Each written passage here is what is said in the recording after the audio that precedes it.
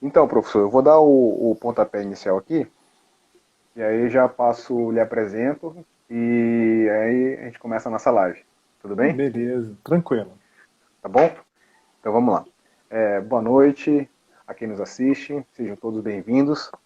Lembrando que essa é uma atividade dos discentes do pós-ARC, né, da Faculdade de Arquitetura e Urbanismo da Universidade Federal de Santa Catarina, né, denominado Papo Acadêmico, que é um espaço, um momento onde a gente convida os nossos professores para um bate-papo com o objetivo de compartilhar conteúdo e experiências. E na noite de hoje, a gente traz o professor Rômulo Ribeiro, lá da Universidade de, de Brasília. Rômulo José da Costa Ribeiro, de fato.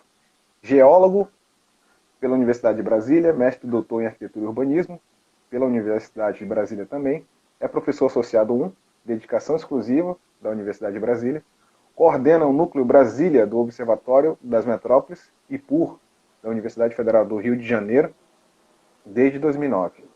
Atua como professor no curso de graduação em Gestão Ambiental no campus Faculdade UNB Planaltina, no programa de pós-graduação em Arquitetura e Urbanismo, também da UNB, no qual é orientador de mestrado e doutorado, no mestrado profissional em Rede Nacional em Gestão de Regulação de Recursos Hídricos, pesquisa e publica nas áreas de planejamento urbano, ambiental e regional, com ênfase em técnica de análise e avaliação urbana e regional, atuando profissionalmente com os seguintes temas: geoprocessamento, planejamento urbano, meio ambiente, planejamento espacial e sensoramento remoto. O professor Romo tem 8 trabalhos publicados na Web of the Science, 3 trabalhos na Cielo e 2 trabalhos na Scopus. Hoje o professor Romulo tratará sobre o tema mobilidade urbana em tempos de pandemia. Professor, a palavra é toda sua. Opa, Roberto, obrigado. É um prazer estar aqui. Acho que está me ouvindo bem aí, Sim, tá bom. né? Que bom, né? É um prazer estar aqui com vocês, né? Podendo falar desse tema que é tão bacana, né? Tão importante para a gente, né? E para a área de planejamento como um todo, né? Então, né? Só comentando aí, você falou da minha formação. E as pesquisas que a gente tem desenvolvido, né, nos últimos anos são muito focadas na área de mobilidade, né, de planejamento em mobilidade e análise espacial para mobilidade, principalmente mobilidade metropolitana. E então eu começo falando um pouco dos dados que a gente tem levantado, das informações que a gente tem levantado, principalmente na nossa região, né, que se eu não me engano, a segunda ou a terceira maior região metropolitana do Brasil. Hoje nós temos quase 4 milhões, né, de habitantes na região metropolitana, na área metropolitana de Brasília, né, que é o Distrito Federal e 12 municípios no entorno do Distrito Federal. Então é um volume bastante expressivo de pessoas. Tá? E a primeira questão que eu vou começar falando aqui é a mobilidade em si. Sem a pandemia já era muito intensa dos municípios para principalmente o Distrito Federal.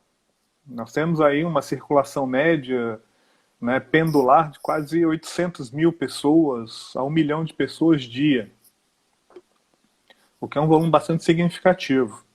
E a maioria dessa mobilidade ela se dá por transporte de massa, né? Ônibus. Que esse é o transporte que a gente tem desses municípios, né, do estado de Goiás para o Distrito Federal, ônibus.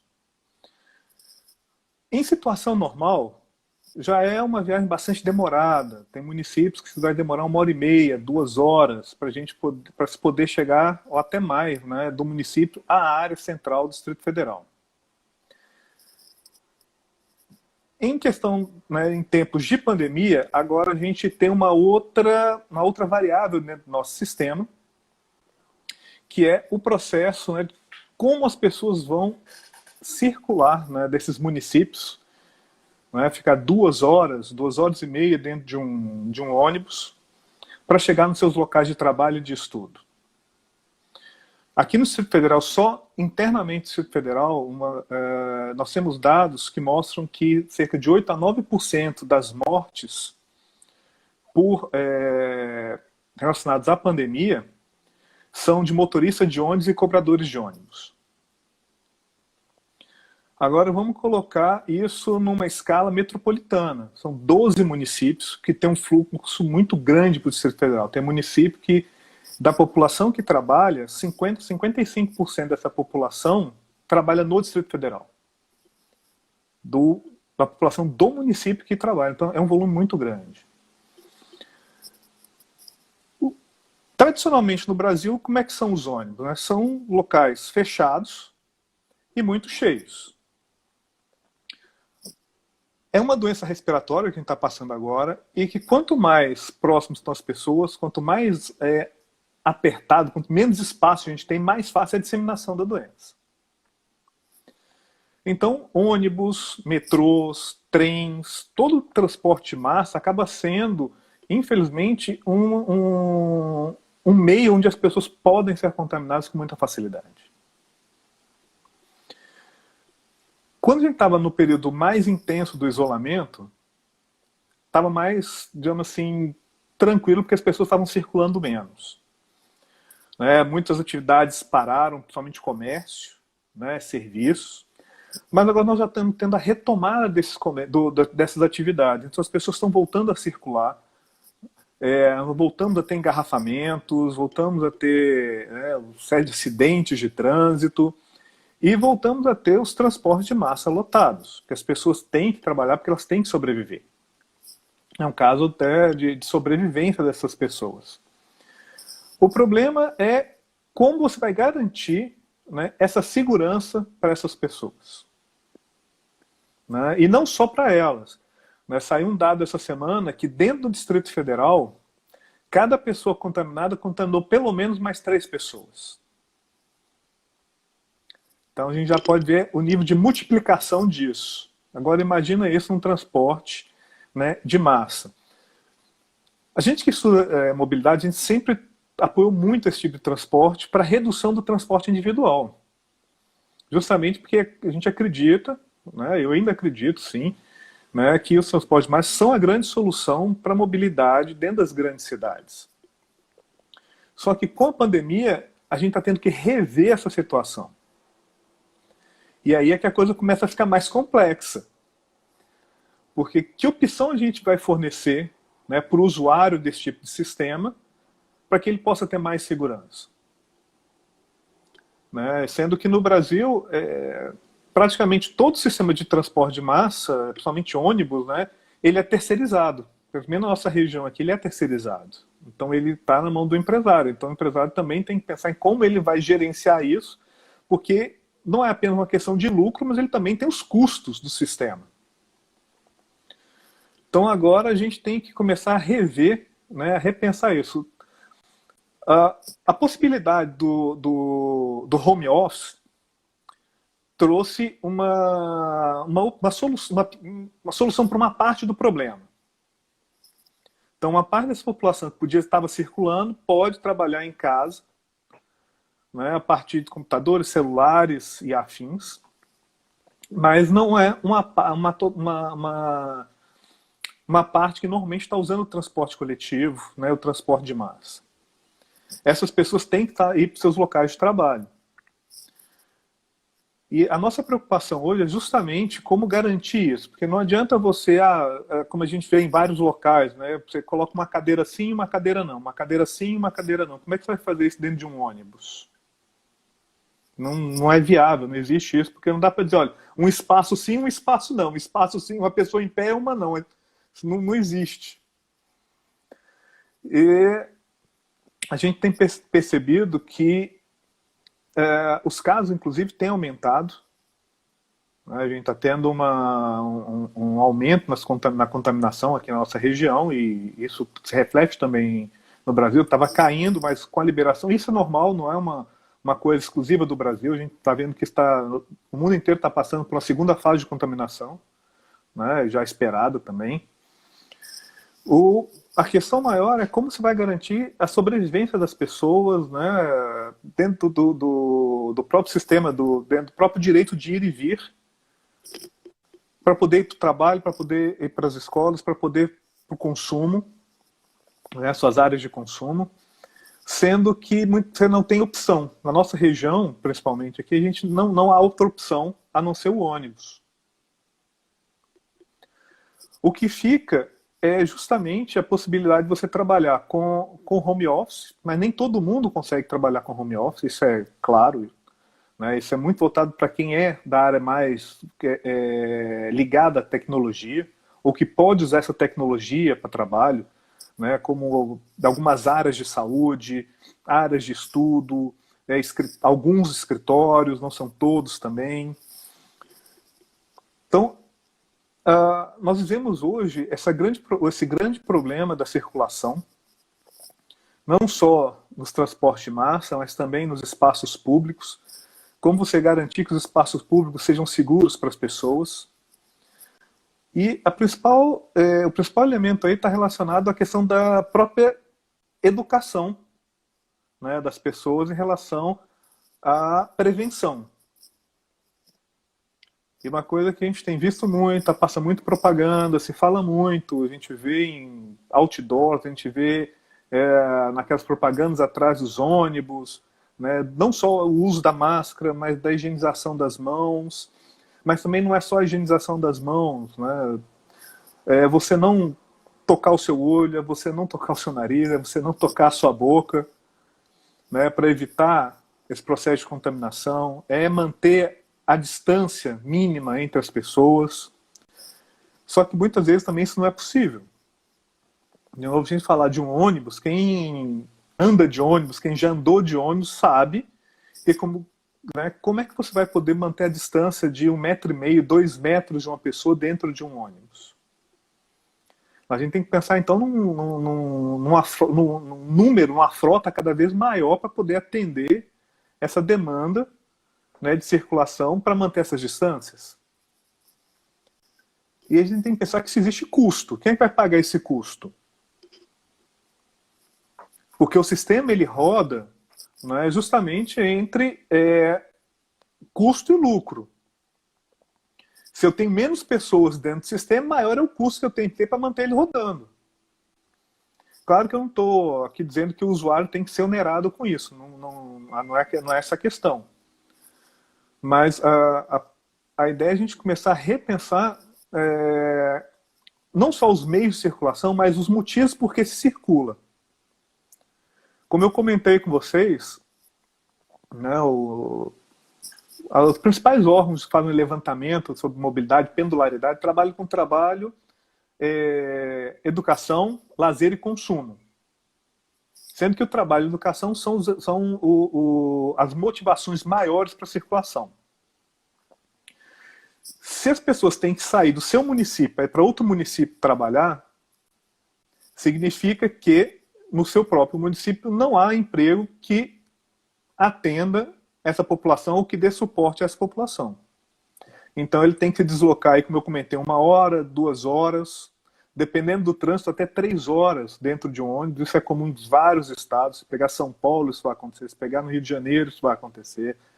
Né? Dependendo da região, da época em Belo Horizonte, isso também vai acontecer. Nesses longos tempos em transportes, né, de massa. E o que se defende também, dentro da área de mobilidade, é a geração de emprego próximo aos locais de moradia. Então é um investimento nesses municípios para a geração de empregos qualificados para essa população. De forma que a gente possa entender o perfil da população e oferecer os empregos que atendam a população. Não adianta, por exemplo, eu pegar uma população que trabalha, na maior parte, na área de serviço e resolver colocar lá empregos totalmente na área de tecnologia. A população já vai continuar saindo. Só que eu vou levar outra população para lá. Não, resolvi o problema. Então, a gente tem que procurar entender qual o perfil do trabalhador do meu município. Quais são os principais segmentos que a gente tem dentro do município que demandam emprego. E, junto aos governos municipais, aos governos estaduais e até junto ao governo federal, se for o caso, começar a fomentar a geração de empregos, o crescimento de indústrias, né, nessa área de fornecimento de serviços dentro dos próprios municípios, para que a população possa circular menos, estar mais próxima do seu local de moradia. Essa é a principal elemento. A mesma coisa para a área de estudo. A gente percebe que muitos municípios, a população que mais sai para estudar é a população que vai para o ensino médio. Porque muitas vezes o município não tem escolas suficientes. Em alguns municípios, não é o nosso caso, mas em alguns municípios do Brasil nem tem ensino médio. Se o estudante quer fazer ensino médio, ele tem que ir para outro município, porque não existe no seu próprio município. Então, conhecendo esse perfil, o governo tem que começar a se preparar e se reorientar no processo de planejamento. Falar, olha, eu agora vivo numa nova situação, e é uma situação que é de longo prazo. Uma coisa que a gente tem que estar muito consciente em relação à pandemia é que essa é uma situação de longo prazo. Não é? Mesmo que surja a vacina, que descubram a vacina, que isso para o ano que vem seja liberado, alguns infectologistas falam que para começar a gerar o controle são no mínimo de 10 a 15 anos para se gerar controle. Então é um processo de longo prazo. E nós vamos ter que aprender a conviver com isso e rever os processos de planejamento. E no caso da nossa discussão hoje, no processo de circulação. E aí, de novo, pensando o que me motiva a sair do meu município para ir para outro município? É o emprego? Quantas pessoas estão nessa área do meu emprego? Ah, construção civil, é um dos setores que mais empregam no Brasil. É construção civil? Então o que eu posso fazer para gerar empregos para a população na área de construção civil dentro do próprio município? Vai falar, o município vai começar a construir, mas não tem demanda de compra, de imóvel. Existem outras áreas da construção civil que podem atender. Né? Geração de insumos, geração de bens, a própria área de reciclagem de material de construção civil, que é uma área ainda pouco explorada no Brasil como um todo. Isso pode gerar lucro, pode gerar renda, pode gerar emprego dentro dos próprios municípios, favorecendo a população de lá e diminuindo o uso desse transporte coletivo, que nesse momento, né, acaba sendo um meio que facilita a contaminação. Se a gente pode evitar que as pessoas circulem, que usem esse tipo de sistema, eu acho que tem que haver um investimento para que isso aconteça. Tem que se repensar isso. A gente não pode mais manter o planejamento como sempre a gente fez, ou como as teorias sempre falavam, porque vivemos hoje um momento totalmente fora do padrão. Se a gente for olhar no passado, outra situação dessa aconteceu na gripe espanhola. E agora nós estamos vivendo uma pandemia em escala muito maior do que a gripe espanhola. Até porque o circular hoje é muito mais fácil. Né? Você sair do Brasil e ir para qualquer país do mundo e vice-versa é muito mais simples. Considerando que as fronteiras não estejam fechadas, claro, como todos vários países estão fazendo para tentar evitar a contaminação interna. Né? Mas pensando nas fronteiras abertas, você sair daqui e literalmente ir para a China é muito simples. Não demanda você pensar, né, século XIX, século XVIII, eu tenho que pegar um navio, do navio pegar um trem, do trem pegar um outro navio, demora 6 meses, 1 ano para chegar de um ponto a outro. Em algumas horas você está lá do outro lado do mundo. Né? E consome produtos também, a gente consome produtos dessa forma também. E aí é uma outra questão que quando a gente fala de mobilidade e circulação, a gente também tem que falar de mobilidade e circulação de produtos, de bens de consumo. E aí um outro aspecto tem que estar relacionado de novo à questão da educação, para entender que a partir de agora a gente tem que ter o hábito, né, da higienização de tudo. Eu estava vendo um dia desse no próprio Instagram, uma chargezinha brincando, né, nunca imaginei que eu ia ficar dando banho no saco de arroz. Né, e nada mais é do que realmente eu tenho que passar lá os produtos adequados para minimizar a entrada, a possibilidade de entrada disso dentro da minha residência. Porque não é só lavar, de novo, não é só lavar a mão, não é só passar o álcool, não é só usar a máscara, mas é uma série de cuidados que a gente tem que ter o tempo todo, com a nossa roupa, com os produtos que a gente traz para dentro de casa, com os produtos que a gente recebe. Então, é um volume novo de informação e de comportamento, né, uma mudança de comportamento mundial, né, que a gente está passando. E que se a gente não incorporar isso dentro do nosso cotidiano, né, dentro do nosso dia a dia, vai ficar cada vez mais difícil a gente realmente sair desse processo. Vai demorar cada vez mais a gente sair desse processo. Isso já passou várias propagandas e é muito real. Assim, cada um realmente, cada um é responsável, né, por tentar fazer a sua parte para evitar o processo, né, para minimizar os contágios. Se a gente fizer isso, é difícil? É. Nós já estamos aí há mais de 100 e tantos dias, né, com isolamento, seja ele total, seja ele parcial. Algumas pessoas, né, até mais tempo do que isso, outras muito menos, principalmente o pessoal da saúde, que são, né, os grandes heróis que estão aí, né, na frente, né, nessa batalha aí diária, no risco diário, muito maior do que qualquer um de nós. Eu, como professor, estou dando aula, né, à distância, né, minimizo o meu risco, mas, né, os profissionais de saúde, todos eles, né, se pondo aí na frente de batalha para poder combater isso. Então, cabe a gente também entender e trabalhar para ajudar esse pessoal. E não para complicar a vida deles, colocando mais gente dentro do sistema de saúde.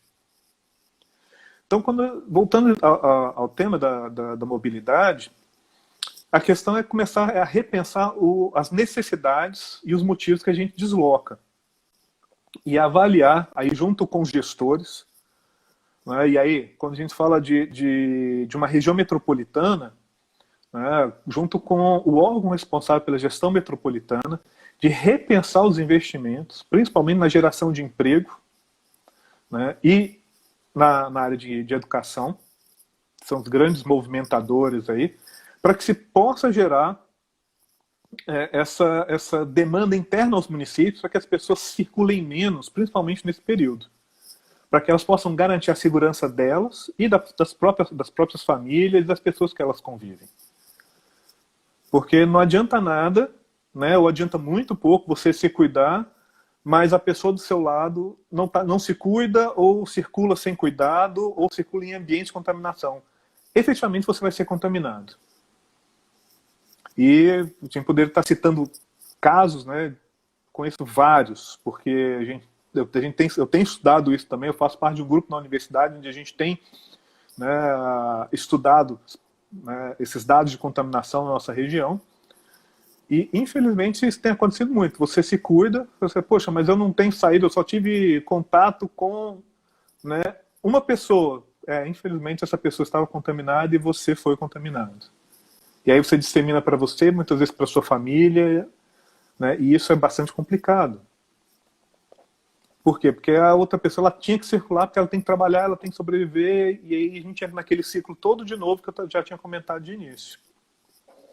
Então a gente tem que repensar, inclusive as teorias, né, a gente fala, e pôr em prática muita coisa que já estava na teoria, como essa principalmente da geração de empregos e serviços próximos aos locais de moradia. E não mais concentrados, como a gente tem fortemente no Brasil, no que a gente chama dos polos metropolitanos, que são os grandes concentradores da renda metropolitana da sua região metropolitana. Se pegar o Distrito Federal, ele é o grande concentrador, né, da geração de renda para a área metropolitana de Brasília. Se pegar do Rio de Janeiro, a cidade do Rio de Janeiro, o município do Rio de Janeiro é esse grande concentrador. Se pegar Belo Horizonte, ele vai ser o grande concentrador, né, da região metropolitana de Belo Horizonte. E assim, o Rio de Janeiro, São Paulo e todas as outras aí. A gente sempre tem no polo essa grande concentração em investimento, né, de formação das empresas, do serviço, dos atendimentos, das escolas, das universidades.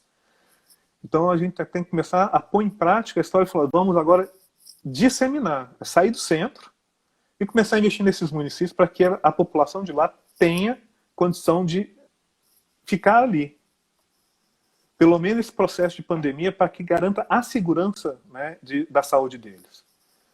Só lembrando, eu não estou dizendo que as pessoas não podem circular, a questão não é essa, a questão é garantir, primeiro, que ela tenha qualidade. É muito melhor você pegar e ficar 15 minutos de ir para o seu trabalho do que ficar 2 horas no ônibus para ir para o seu trabalho. Né? Então é muito mais efetivo, né? Muito mais saudável, inclusive, porque a pessoa ganha tempo de qualidade do que, imagina, você fica 2 horas, 2 horas e meia para ir, 2 horas, 2 horas e meia para voltar.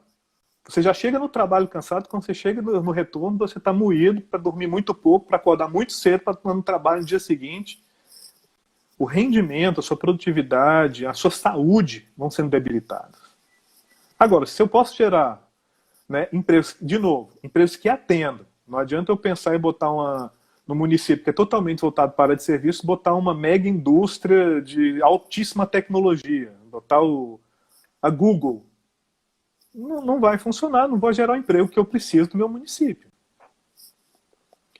Então, se a gente puder reduzir o fluxo dentro dos transportes, né, de massa, nós vamos garantir mais saúde para essa população e mais qualidade de vida. Porque aí ela vai também poder circular menos, vai ter mais tempo para investir em outros aspectos, até ficar com suas famílias, descansar mais, né, aproveitar mais os seus espaços, né, a sua cidade.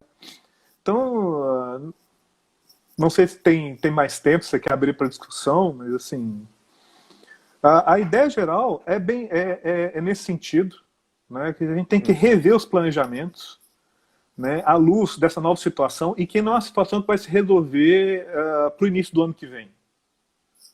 É uma situação que vai perdurar por um longo período. Mesmo com a vacina, até você vacinar, imunizar, manter controle, são muitos anos que nós vamos ficar indo nesse processo aí, né, para controle e estabilização efetiva, né, da pandemia. Então, não sei se falei demais. Não, tá ótimo. Tá ótimo. Professor, você falou sobre a questão do home office aí, né? Sim. Tem aparecido algumas questões ultimamente sobre os custos, né, do home office. Eu tenho conhecida aqui da minha esposa que ela tem uma equipe que está em home office, né, e outra... Não, tranquilo. Tem uma equipe que está em home office e, né, dentro dessa equipe tem várias pessoas que são a favor, mas tem outras que já abriu discussões, né? Inclusive já até vi algo semelhante mesmo, sobre quem arca com os custos, né? E a empresa não quer saber. A iniciativa privada ela não quer saber se a pessoa está gastando energia elétrica, né? Se ela está consumindo material de escritório, né? Se ela está consumindo a internet dela. Então a iniciativa privada não quer saber, ela quer saber dos resultados. Então, assim, o home office, do ponto de vista do isolamento, legal, né? Funciona, e a gente evita a propagação do vírus, mas em compensação tem essas outras questões aí, sim, principalmente o do custo, que às vezes a iniciativa privada não quer arcar ou não arca, né? Não sei. Mas é uma questão a ser levantada. Sim. Né? Bem, o home office, né, isso é um conceito que surgiu nos Estados Unidos, década de 80, década de 90, e muitas das empresas nos Estados Unidos, elas bancam isso. Porque mesmo ela pagando a internet, ela fornecendo os equipamentos, ela arcando com parte, né, por exemplo, do custo de energia do funcionário, acaba sendo mais barato para ela do que ela manter, né, digamos assim, um andar inteiro de funcionários, não sei quantos computadores, toda a manutenção, o espaço, e limpeza. Então muitas empresas acabaram chegando à conclusão que era muito melhor, né, ela pagar a internet, só que nos Estados Unidos, né, a internet é muito mais barata do que aqui.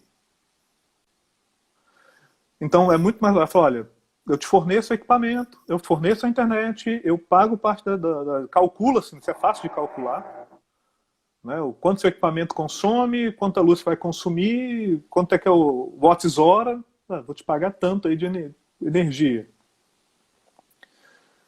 E isso sempre deu deu muito certo por conta desse investimento. Aqui no Brasil, como eu falei, há uma mudança de comportamento, né, uma mudança de pensamento. Os próprios empresários, né, têm que começar a entender também que isso tem que mudar, o comportamento tem que mudar. Se botar na ponta do lápis, se eles pagarem minimamente a internet para o funcionário, né, fornecer um computador, o mesmo computador que ele tinha no escritório, o funcionário pode levar para casa para trabalhar nesse computador, se for o caso. O custo para o empresário acaba sendo menor do que ele manter toda a estrutura de escritório. Mas não vou dizer que todos, mas, né, uma parcela dos empresários ainda não entende isso como custo. É como se ele estivesse entendendo que está tudo somando. Além dele manter o escritório, ele tem que manter o home office. E não é bem assim que funciona, porque o escritório não existe mais. Eu já vi alguns escritórios na área de marketing, né, que tinham não sei quantos funcionários que entraram em home office e depois de 2 meses eles fecharam o escritório. Eles acharam que ficou tão bom, a gente não precisa mais do espaço físico. Eles fecharam o espaço físico. E eu não conheço ainda. Eu conheço pelo menos 2 ou 3 empresas em São Paulo, né, eu conheço a história, que resolveram falar, olha, é muito melhor eu pagar para o meu funcionário ficar na casa dele, né, pagar a internet dele, do que eu ter toda a minha estrutura aqui. Uhum. E fecharam os escritórios. Né? Eles não fecharam o serviço, eles fecharam o espaço físico. E houve uma redução de custo. Claro, houve uma avaliação, né, o quanto, né, eles podiam fechar, né, o quanto eles iam reduzir, o quanto eles iam ter esse novo gasto, e acabar chegando à conclusão que valia a pena. Então, é uma mudança de comportamento. Tem mudança de pensamento e de comportamento. Falou, olha, eu tenho, sei lá, 5 funcionários, 5 vão trabalhar em casa, qual que é o custo que eu vou ter com eles trabalhando em casa e qual o custo que eu teria em manter toda a minha estrutura que eu tenho hoje? No geral, acaba sendo menor. Né? Então, a gente tem que mudar esse pensamento. Verdade, mas no Brasil é difícil. Né? Bom, outra questão, nós estamos aqui falando de um deslocamento, né, de uma mudança de comportamento, de deslocamento, de um setor formal, certo? Uhum. Quando a gente vira a página e passa a olhar, né, a analisar o setor informal, que é o maior público que usa o transporte de massa hoje, o home office ele torna-se inviável. Sim. Certo? Torna-se inviável porque a trabalhadora, ela tem que se deslocar, né, da sua residência para o seu local de trabalho, aonde já tem a sua clientela, onde tem o seu ponto de comércio, né, seu ponto de serviço e assim por diante. Então, acho que, perdão, a gente tem que pensar em como buscar solucionar essa questão desses trabalhadores informais. Sim. Porque aí vai aumentar a quantidade de ônibus, né? O governo vai continuar com o seu auxílio emergencial, né? Os transportes alternativos, bicicleta, né? Outros, até mesmo o trabalhador mora perto do seu trabalho, o transporte a pé, não motorizado, né? Tem algum incentivo? Eu andei pensando nesses tempos, né? Por que não que o governo federal, estadual, não incentivam o uso da bicicleta através da redução do seu imposto, por exemplo. Né? Eu sou de Porto Velho, hoje atualmente moro aqui na Grande Florianópolis, mas assim, mais em Porto Velho, por experiência, né, por tempo, tem muita gente que anda de bicicleta. Só que se a população tem um incentivo maior, né? A bicicleta que hoje custa em média R$700, tivesse um custo menor dos seus impostos, isso de uma forma ou de outra incentivaria a aquisição do produto. Sim. Né? E o trabalhador, a trabalhadora que fosse de bicicleta para o seu trabalho, estaria de uma certa forma ou de outra, né, no seu isolamento, ao ar livre, e ao mesmo tempo, né, gerando saúde para si mesmo. É isso que é o que a gente discutiu com o professor Cassiano na live passada, né? É que as pessoas têm que estar em movimento, né? Então, se a pessoa caminha, né, ou ela vai a pé para o seu trabalho, ou, né, caminha ali num período de 20 minutos, 10 de ida, 10 de volta, né, durante a semana, isso já vai ajudar na própria saúde dessa pessoa. De bicicleta da mesma forma, né? Aí, emendando aqui, professor, nós temos duas perguntas. A da Juliana Carione, que pergunta, né, nessa perspectiva, abre aspas, quais projetos podem ser desenvolvidos para estimular a criação de políticas públicas que incentivam o uso da bicicleta no centro da cidade? Fecha aspas. Né? E a segunda é do Rafael Giareta, abre aspas, como aproveitar o momento para fomentar o uso da bicicleta? Aí ele abre parênteses aqui, espaços, projetos, políticas públicas, fecha aspas. Então, se você puder comentar, a gente agradece. Claro, claro. A bicicleta ela é um elemento assim, fantástico de mobilidade, né? Não só, né, por uma questão de não poluição, né, da não emissão de gases, coisas do tipo, né, quanto favorece aí o exercício físico, que é uma coisa fundamental, né, para a qualidade de vida. Só que a gente tem, né, de fato, pouco incentivo. Em alguns países da Europa, algumas cidades, não dizer país, mas algumas cidades da Europa, se eu não me engano, Paris foi uma delas, durante um período, o governo de Paris estava pagando para as pessoas que usassem bicicleta. O incentivo era era pagar mesmo. Olha, não sei quanto, né, mas você usa a bicicleta da sua casa para o seu trabalho, a distância é de X, então, olha, está aqui o dinheiro. Eu estou pagando se você quiser para a pessoa aí. Só a gente também tem que entender que é o seguinte, né, eu vou falar um pouco mais da bicicleta, é que ela tem um trajeto que ela é de distância limitada. Quando a gente fala de transporte, por exemplo, como eu estava comentando, metropolitano, nós temos pessoas que circulam para vir para o Distrito Federal mais de 100 quilômetros. Só num sentido. Casa-trabalho, 100 quilômetros, casa-trabalho, casa mais 100. Né? Então, isso já complica aí a situação do uso da bicicleta, né, para ir. Nós tínhamos o fornecimento do serviço, né, das bicicletas pagas, alugadas. Aqui em Brasília foi retirado, acho que não sei se foi retirado no Brasil inteiro, mas o serviço, né, dos patinetes elétricos, das bicicletas elétricas aqui foi totalmente retirado. Por uma série de questões técnicas e de não retorno e de até a própria manutenção pela vandalização dos equipamentos, simplesmente as empresas falaram, olha, não compensa. Então aquela pessoa que usava de maneira correta acaba sendo prejudicada, agora não tem mais o produto para utilizar, né? Principalmente pela questão do vandalismo.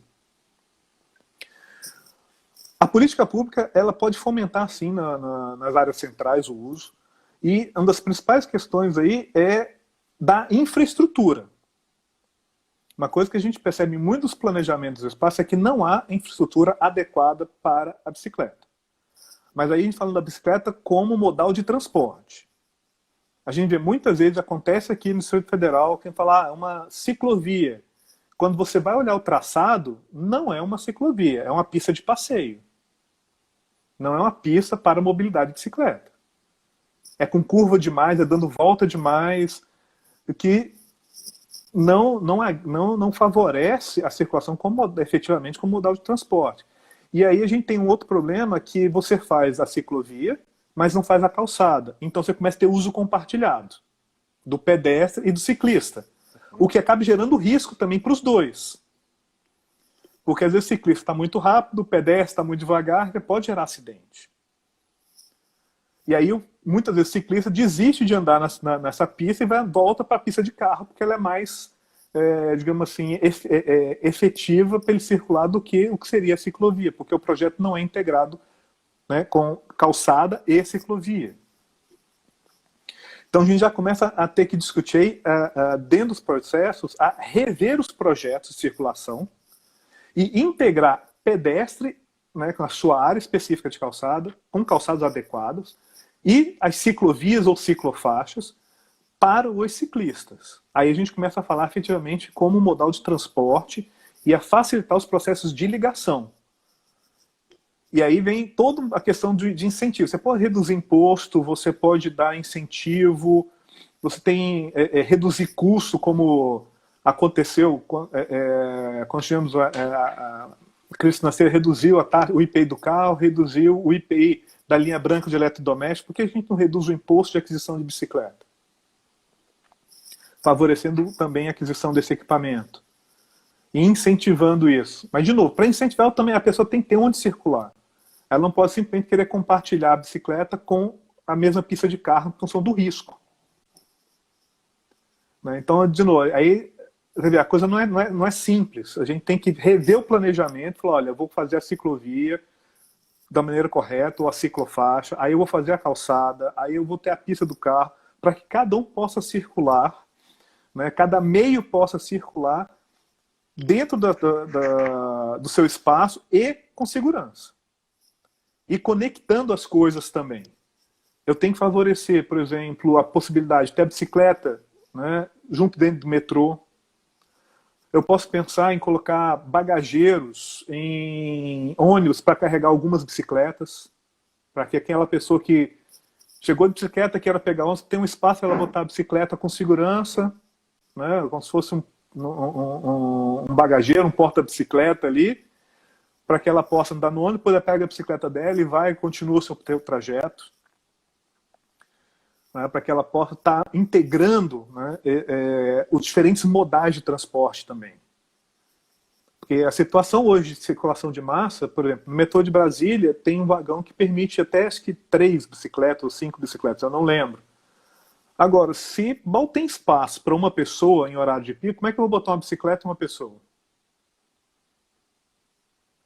Então, aí você começa a ter a incompatibilidade aí, porque eu não tenho os espaços, eu não tenho o fluxo suficiente para dar vazão às pessoas, eu estou com esse trem, né, essa composição do metrô muito cheia, e aí acaba desincentivando a pessoa a usar a bicicleta. Então a gente tem que pensar nesse processo, olha, como é que eu garanto que mesmo ela tendo que usar um transporte de massa, ela possa usar a bicicleta também. E aí eu tenho que rever essas estruturas do ônibus, do metrô, do trem, para que ela possa ter o seu equipamento, sua bicicleta, com segurança, claro, não adianta ela colocar e quando ela vai chegar no seu ponto, a bicicleta foi roubada. Com segurança ela possa ir lá, retirar e continuar. Ainda tem isso. Tem, porque Ainda tem isso. tem que garantir que, assim, que ela vai descer e a bicicleta vai estar lá. Seja no bagageiro, seja onde for. No metrô, pelo menos, a pessoa entra com a bicicleta em pé, né? Está segurando a bicicleta. Em alguns locais eu já vi o ônibus e atrás tem como se fosse uma pequena carreta com 5 espaços para botar, não aqui no Brasil, mas para colocar a bicicleta. Mas, de novo, tem que garantir que quando o ônibus, nas diversas paradas, ninguém vai tirar a bicicleta da pessoa ali, porque senão não funciona, né? Então, aí tem essa questão da bicicleta. Eu gostaria que, se possível, professor, nós ainda temos um tempinho aí, mas acho que também não é muito tempo para você falar do que eu vou lhe pedir aqui.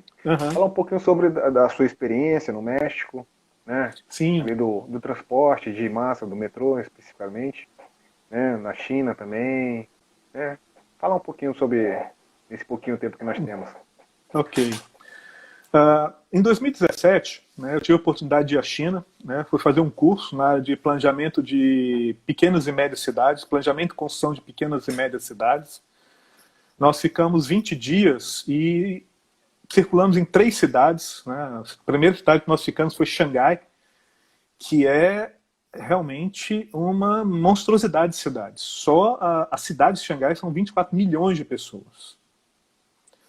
Né? O metrô de Xangai, num dia comum, transporta na faixa de 11 a 12 milhões de pessoas, num dia comum. Numa quarta-feira como essa, 11 a 12 milhões de pessoas. Só no metrô, fora o sistema de ônibus. Fora o trem magnético de alta velocidade. Então, o que a gente percebeu lá, né, no caso da China, é um investimento contínuo na ampliação do metrô. Né? Os trens são lotados? São. Né? A gente pegou trem, metrô, 6 horas da tarde, horário de pico. O pessoal voltando do trabalho. E mesmo assim, a gente observou que o intervalo entre uma composição e outra era extremamente reduzido. A gente percebeu isso o dia inteiro. Que em vários momentos a gente andava de metrô. Então a gente percebeu que sim, há um investimento e uma ampliação contínua. A gente estava lá, o metrô de Xangai já é muito grande e está ampliando, porque a proposta do governo é dar acesso à mobilidade, até porque o número de carros em Xangai também é monstruoso. Engarrafamento é constante. Então ele quer cada vez mais incentivar o transporte que as pessoas usam, e as pessoas usam muito. Né? Porque até a aquisição de carro na China é bem diferenciada, a gente não pode só chegar na concessionária e comprar, é um outro processo bem complexo, pelo menos em Xangai. No México também, a gente percebe, no México, se usa muito o metrô, né, e o ônibus, mas o transporte individual, ele é gigantesco. A cidade do México é outra cidade também que é, além de ser fantástica, assim como Xangai, né, são 24 milhões de pessoas na cidade do México. Agora, usa-se muito o transporte individual.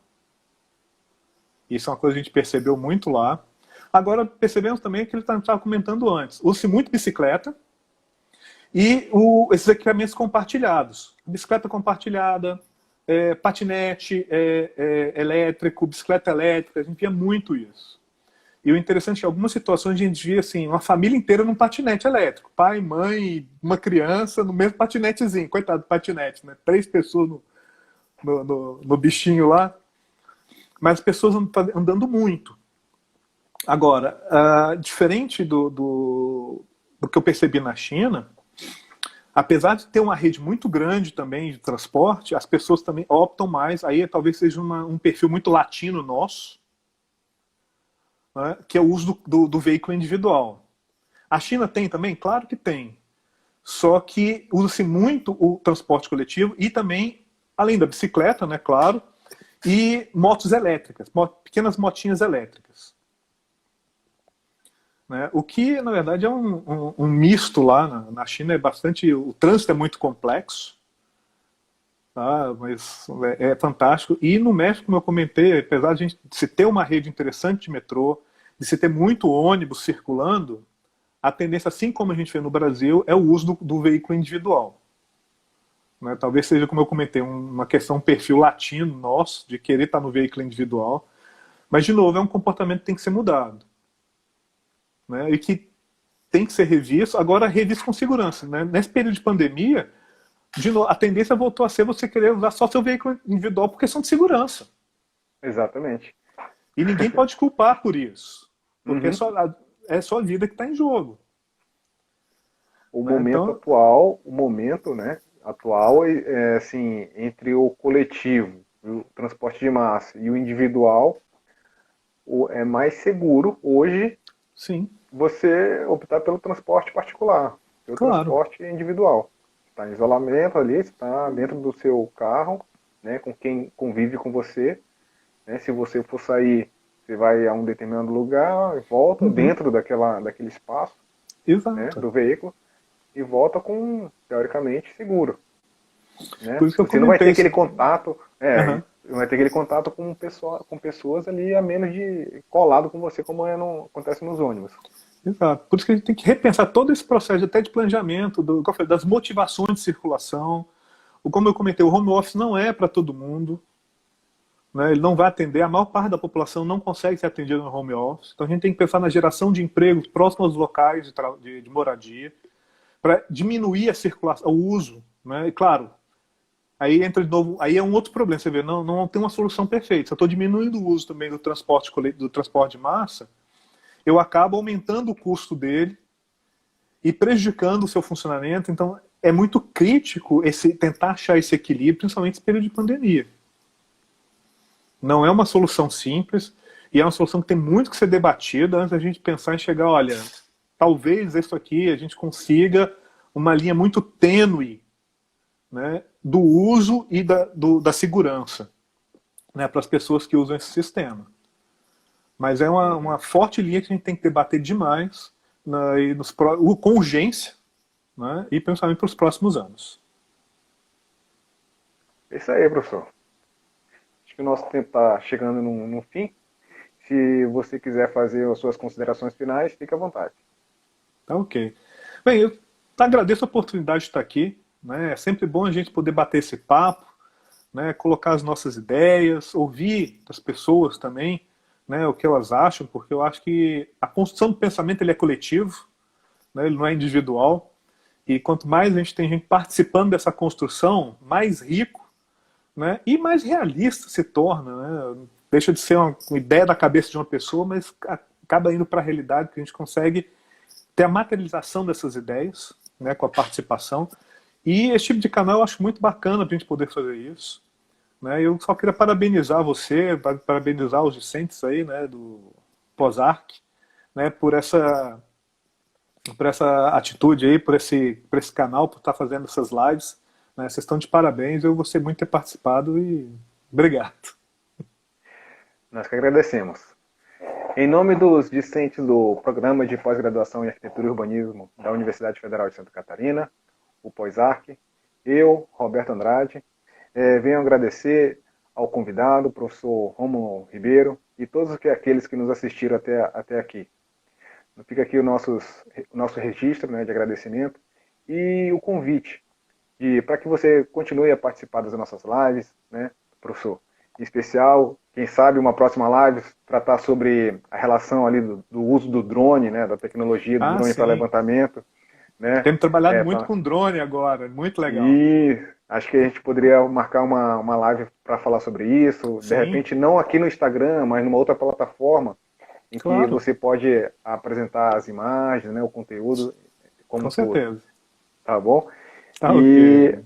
agradecer a você mais uma vez, às pessoas que nos assistiram, e estender o convite para que vocês se inscrevam no canal, né, acompanhem nossas lives, acompanhem a nossa página no POSARC aqui no Instagram, e também nós temos uma página no YouTube, onde essas lives, a partir da autorização dos convidados, elas também são editadas, configuradas e disponíveis para aquelas pessoas que não puderam assistir na data e no horário marcado, mas fiquem disponíveis na plataforma do YouTube para que ela possa ser visualizada, assistida. Tá? Contamos com a sua presença e uma boa noite. E até a Boa próxima live. noite. Até mais. Até mais. Tchau. Tchau.